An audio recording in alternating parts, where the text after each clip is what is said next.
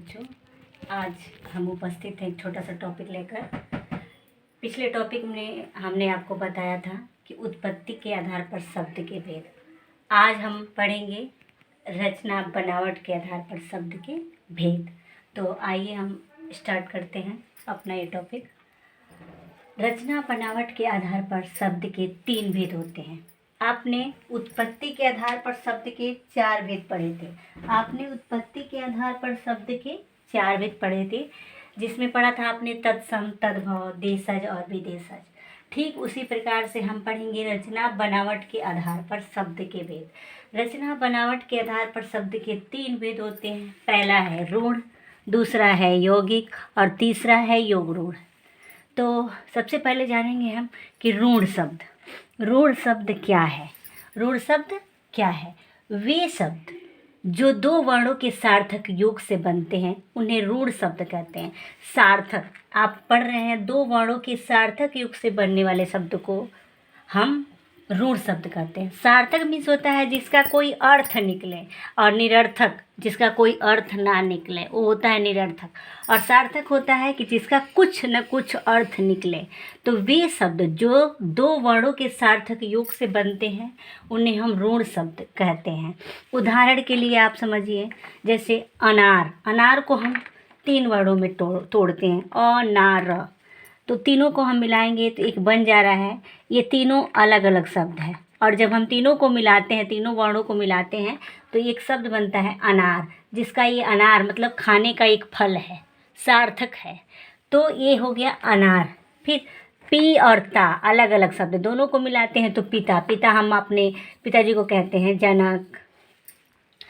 सतलज, तो सतलज चारों अक्षर तोड़ा हुआ है, और चारों को जब हम मिलाते हैं तो एक सार्थक शब्द निकलता है, एक सार्थक शब्द मिलता है, बनता है सतलज। सतलज एक नदी का नाम है। समाज, समाज, ठीक है। तो समाज अलग अलग तोड़ा गया, हम तीनों को एक में मिलाते हैं तो ये समाज बन जाता है। तो ये तीनों एक सार्थक योग से बनते हैं, तो इसे हम सार्थक रूढ़ शब्द कहते हैं, सार्थक शब्द भी कहते हैं। तो जो शब्द प्रश्न में दिया है, जैसे अनार, पिता, सतलज, समाज, पहले उसका खंड कर लेना चाहिए। पहले हम जो भी, अगर हमको पहचानना है कि ये रूढ़ है कि यौगिक है कि योग रूढ़ है, तो उससे सबसे पहले जो प्रश्न आपका दिया है, जैसे मान लीजिए प्रश्न में दिया है अनार, पिता, सतलज, समाज, तो जो प्रश्न में दिया है सबसे पहले हम उसका खंड कर लेंगे। खंड बोले तो तोड़ लेंगे, ठीक है। पहले हम खंड कर लेंगे, और खंड करने के बाद टूटे हुए शब्द यदि वह वर्ण में टूटे तो वह रूढ़ शब्द होता है। वर्ण मतलब अलग अलग टूटे, जैसे अनार अ, ना, र अलग अलग तोड़ रहा है, टूट रहा है। पिता है पीता, अलग अलग टूट रहा है।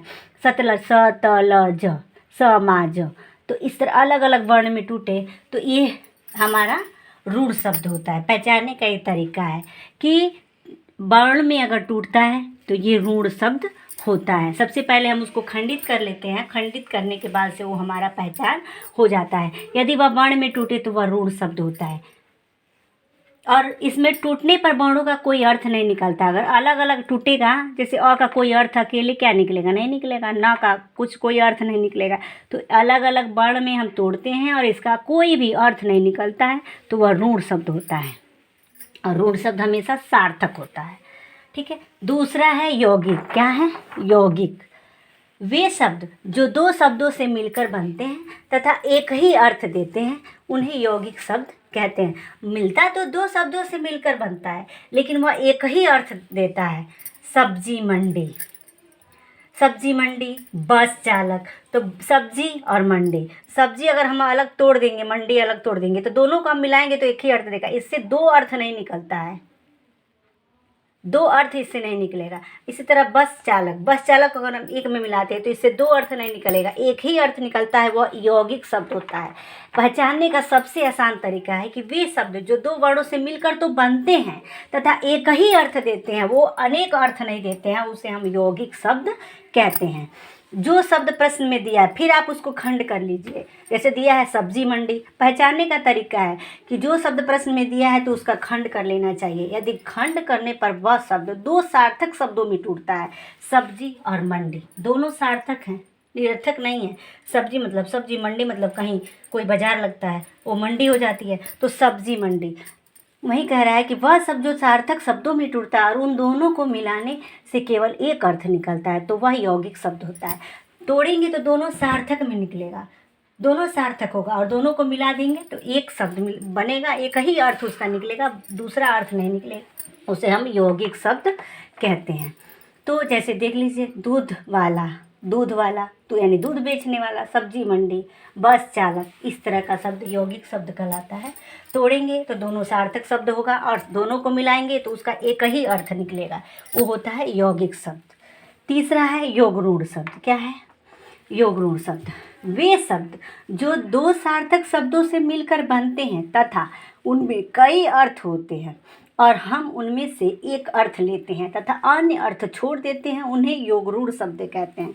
इसको हम देखिए तोड़ेंगे तो इसका कोई अर्थ निकलेगा, लेकिन हम सारे अर्थों को छोड़ देंगे, जो उसमें मेन पॉइंट जो अच्छा होगा, जिसका अर्थ अच्छा होगा, उसी को हम लेंगे, उसे हम योगरूढ़ शब्द कहते हैं। वे शब्द जो दो सार्थक शब्दों से मिलकर बनते हैं तथा उनमें कई अर्थ होते हैं और हम उनमें से एक अर्थ लेते हैं तथा अन्य अर्थ छोड़ देते हैं, उन्हें योगरूढ़ शब्द कहते हैं। जैसे मान लीजिए जलज, नीरज, पंकज, ये सब पानी का पर्यायवाची है। ये सब क्या है? पानी का पर्यायवाची है। तो एक शब्द का कई अर्थ निकलता है। नीरज में पंकज, वारिद, कोई भी पानी का पर्यायवाची शब्द हो जिसके अंत में ज, द, धी, ये देखिए, ये सारे आप टॉपिक देखेंगे, ये जो पहचान चिन्ह होता है ये बहुत लोग नहीं बताते हैं। आप किसी भी यूट्यूब चैनल पे जाइएगा और आप देखिएगा तो ये चीज़ें आपको विस्तार से नहीं मिलेंगी। ये पहचानने का तरीका है, योगरूढ़ में बहुत बच्चे होते हैं।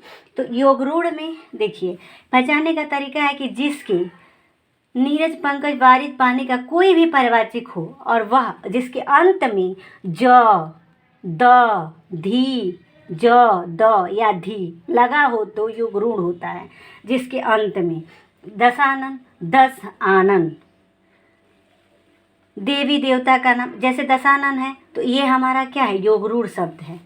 जो महान इंसान होता है, जो किसी नाम से प्रचलित होता है, तो वो बहुत लोगों का उपनाम भी योगरूढ़ में आता है। जैसे दशानन हुआ, पंचानन हुआ, आज़ाद हुआ, दिनकर हुआ, बापू हुआ, महात्मा गांधी, सुभाष चंद्र बोस, ये जितने लोग प्रचलित इंसान हैं जिनका उपनाम आपका हमेशा योगरूढ़ में आता है। फिर देवी देवता का नाम हमेशा आपका योगरूढ़ में आता है, कोई भी देवी देवता का नाम। पंचानन, त्रिनेत्र, बीणा पाड़ी, ये सारा, गजानन, ये सब हमारा योगरूढ़ है। तो योगरूढ़ के पहचानने का तरीका है कि वे शब्द जो दो अर्थक शब्दों से मिलकर, दो सार्थक शब्दों से मिलकर बनते हैं तथा उनके कई अर्थ होते हैं और उनमें से हम एक ही अर्थ लेते हैं जो महत्वपूर्ण होता है, उसे हम योगरूढ़ शब्द कहते हैं। और योगरूढ़ शब्द के पहचानने का तरीका है कि जिसके अंत में ज, द, धी, ज, द या धी लगा हो, उसे हम योगरूढ़ शब्द कहते हैं। एक और तरीका है कि योगरूढ़ में जितने महापुरुष लोग हैं, जो उनका नाम उनका उपनाम जो होता है वो हमेशा योगरूढ़ में आता है। जैसे महात्मा गांधी, सुभाष चंद्र बोस, पंडित जवाहरलाल नेहरू, आज़ाद, दिनकर, बापू, ये सारे लोग। देवी देवता का नाम भी आपका योगरूढ़ में ही आता है। जैसे त्रिनेत्र हुआ, बीणा पाड़ी हुआ, महादेव हुआ, ये सारी चीज़ें योगरूढ़ में आती हैं। तो इस प्रकार से हमारा ये टॉपिक था रूढ़ शब्द, यौगिक शब्द और योगरूढ़ शब्द। तो आप इसको ध्यान से आप देखिएगा और एक नोट्स बनाइएगा और इसी के आधार पर आप तैयार कीजिएगा।